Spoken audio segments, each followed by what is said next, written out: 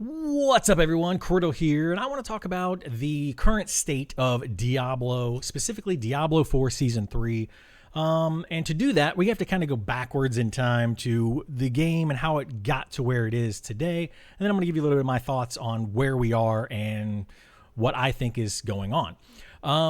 So I have played Diablo since the very beginning, like 1996. I played the original Diablo 1 game, and I had a lot of fun with it. It was online, but we had to connect to Battle.net and do all these weird things. And, you know, it had some of its issues. There's a lot of cheating going on. And then Diablo 2, I feel like, was like the Terminator 2 of Diablo series. You know, it really brought the game to life and made a lot of people really love it. And by the first expansion of Diablo 2, that's when the game really started to pick up pace, and a lot of people just absolutely loved doing the grind and those kind of things. I feel like in Diablo 3, they went a different direction with it, which in my opinion brought in a whole new player base. So Diablo 3 to me was a lot more of the action RPG and less of the RPG side of things. I didn't feel like the world was out there. It was just basically a big hack and slash, go and destroy as much as you can and, you know, wreck carnage all over the place. And that was pretty much it. And it felt very arcadey to me, which is a reason why I didn't play it. I feel like a lot of the people that played Diablo 1 and Diablo 2 and fell in love with Diablo then went into Diablo 3 and were like, what is this? I don't like it. Most of the people that I did play games with back then either didn't play Diablo 3 at all, or if they did play it, they played it briefly, said they didn't like it, and quit playing it. And then a whole new generation of Diablo players came in. And I think that's kind of where we are now with Diablo 4, is we have that new generation that came in, but then they tried to fall back onto Diablo 2 and make that more of their focus and try to get back into that darker world and be, you know, more about the world and a little bit less about the action part of the game. And I think that's causing a conflict between a lot of the player base, because the people that love Diablo 3 for that action are not getting it as much as they were in Diablo 4. And then the people that love Diablo 2 are now getting older. They don't have the time to put into Diablo 4 that they did maybe back in Diablo 2. So they're wanting to, you know, change things up as well, but they still want to have that feeling of Diablo 2. So I think that's kind of where we are. So the start of Diablo 4, we're going to talk about the beta test first. And that, I think, went over fairly well. And that's because, in my opinion, Diablo 4 season or preseason beta test level 1 through 25 is fairly balanced, especially level 1 through 20. Every class fairly balanced, looks okay. There were a lot of issues, though, that I did see come up during that beta test, and a lot of things that popped up in YouTube videos, on Reddit. And, you know, they were brought to the attention of the devs. And I feel like most of the community, and the devs included, were all saying, well, let's wait and see what happens at level 50, because we're looking at only, you know, a portion of the game. We're looking at one of the 5 different areas you could go to, and only up to level 25. So we were looking at a very small portion of the game, about 25% of the game. So then we get the full release of the game, and we're going to call that preseason because that's basically what it was. And we saw how all of those issues that we, you know, saw in the beta definitely were coming more and more apparent. Specifically, a lot of the quality of life things, you know, the gem bags, not enough storage space. All of those things were becoming an issue very quickly in the game. And that's if you had one character, let alone 2 or 3 or 4. And a lot of Diablo players like to play multiple characters. And I'll get to a little bit more of that later on, because I'm one of those players that likes to play one each season, you know, and level it up. And then switch to another one the next season. And then we have multiple characters. And then what are you going to do? So we're there, you know, the beta test I think was very overhyped. And it was a big marketing stunt, and I think it went very well for marketing. It got a lot of people on board thinking this game is wonderful. I love the way it looks. I like the way that it plays. You know, all the classes seem fairly well balanced. We found some really cool builds, and they overtuned the heck out of the legendary drops so that we could try out all sorts of legendaries during those beta tests that they did. So that's that. Then we move in, you know, to the preseason stuff. We get up to level 100 and people are like, there's nothing to do. What am I going to do?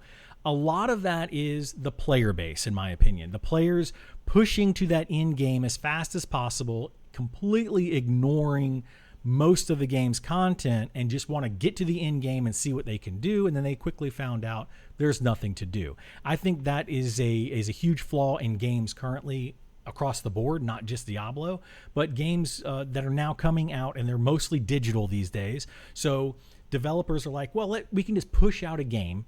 We can say, here's your game, and now if you don't like something, we'll just change it over time and we'll fix it or whatever. And they can get away with that because it's so easy to update a game. Back when Diablo 2 came out, they gave you a disc and they're like, here's your CD-ROM, stick it in there. That's your game. And we are only going to update it, once or twice a year at most. And they started doing a little bit more updates on that on Diablo 2 as the time went on.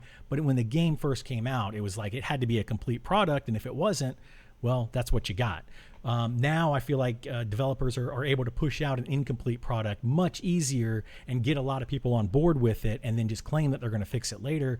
And I feel like Diablo 4 developers have tried to do that. And this is where I think a lot of the problem is coming in, is that the developers and a lot of their campfire chats and things are all like, we play the game, and they're trying to really emphasize that their in-game development team also plays the game, but it's very clear that they don't. Very clear. And we all know that there's no possible way that the developers of this game are actually sitting down and playing it the same way that we do, playing it in their evenings when they're off of work, playing it on the weekends, those kind of things. They're probably playing it internally at work. They're probably typing in, I want to get this item because I want to test this thing out. And they're just giving themselves the items that they want or leveling up their characters the way they want. And then they're playing the game, the way that they want to play it because they have the development tools to do that. That's just a theory on my side, but I kind of see that happening because they're able to, so why not do that? So that's where I feel like the inventory issue was definitely a problem, where we had, gems everywhere. We had just an overloading amount of inventory and not nearly enough space for it. And I feel like they just completely overlooked that because they didn't need to worry about it. They can just say, give me this. Boom, I have it. So that's where we were in season or preseason. And then my idea was, okay, season 1, that's going to come out. They have been boasting and boasting and boasting about all the cool things that they can do in the seasons. That was going to be their big selling point in Diablo 4. And season 1, Season of the Malignant, came out. They made a few quality of life changes. And then they put out the season, and it was just like, okay, this is it. This is what you've been boasting about for so long, right?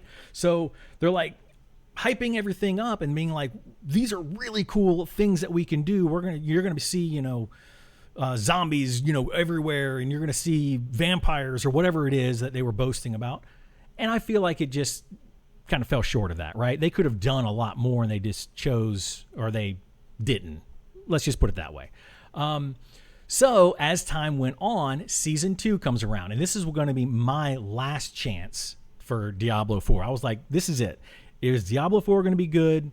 This is going to tell me right now. They have had a lot of time to fix things, 6 months at that point, and they need to really make some changes. And I will say that season 2, Season of Blood, was much better. Much better. The quality of life changes that they made finally, came to fruition. We actually started to see those. Gems were no longer clogging up our inventory.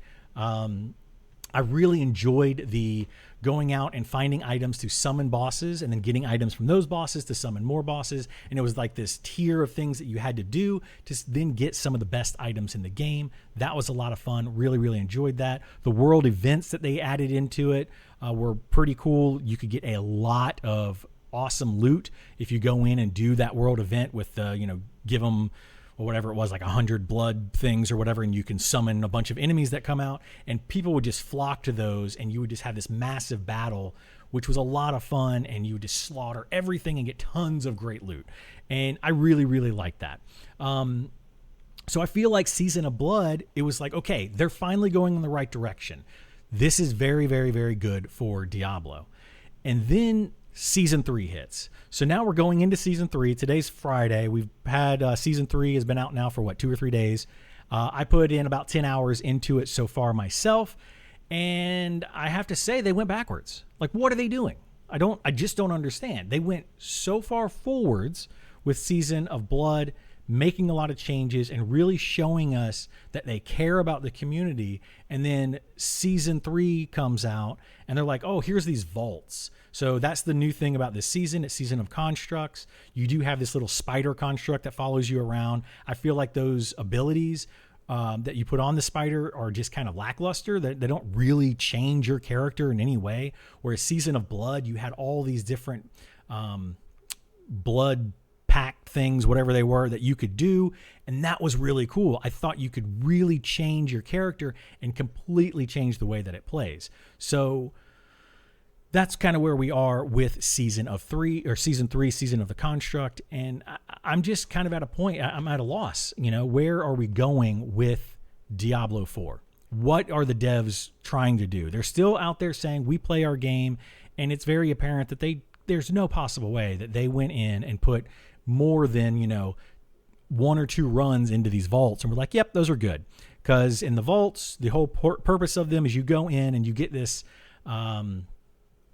buff or whatever, and then you have to go through the vault, and there's traps in the vault. If you get hit by those traps, you lose one of your stacks of this buff that you can get. And you can buy multiple stacks. You can, go with 3, or you can go all the way up, however many you want to get.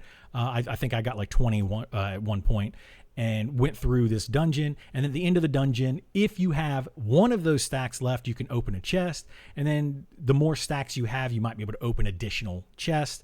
I know that it goes 1, and then there's 4, and then whatever. So you can open more chests based on those stacks if you don't get hit by a lot of traps. What this does, though, is it makes you go in, and it slows the game down completely. Like, just, you're going to a room and there's traps. So you're just like, okay, I'm going to stop here. I'm going to fight everything outside this room. And then I'm going to wait and just have to slowly walk through this room because the traps are going to hit me. And I don't want the traps to hit me because I need to have these stacks when I get to the end of the boss. So it really just, it breaks up the game too much, and it makes it not enjoyable at all. I feel like the Diablo player, especially now, as I spoke about before, the Diablo 3 players coming in, they want more of that action RPG. That whole generation that came in with Diablo 3 wanted the action. They want to feel powerful. They want to destroy monsters, and that's it. And then now they're just like, okay, hurry up, destroy monsters, stop. Now tiptoe through this dungeon. Okay, hurry up, destroy monsters. Now stop, and then tiptoe, through these other traps. It completely breaks up the game, and it makes it not fun, in my opinion. So I've said in my opinion a lot, and I apologize for that, but this is all my opinion. So anyway, that's kind of where we are with the state of Diablo 4 right now. If you are planning on playing it, I honestly say skip the season, personally. Unless you really want to have the cosmetics and you really just want to, go in and do the season, maybe go in, do everything that you can do, clear out the season journey, and then stop playing the game. But honestly, you can skip this season. It's not fun. And that's kind of my take on the whole thing right now. Anyway, hopefully that helps you out. If it does, please like, subscribe, follow, all that kind of stuff. I do play a variety of games every day except for Fridays over on Twitch. So come on over and check them out. Bye.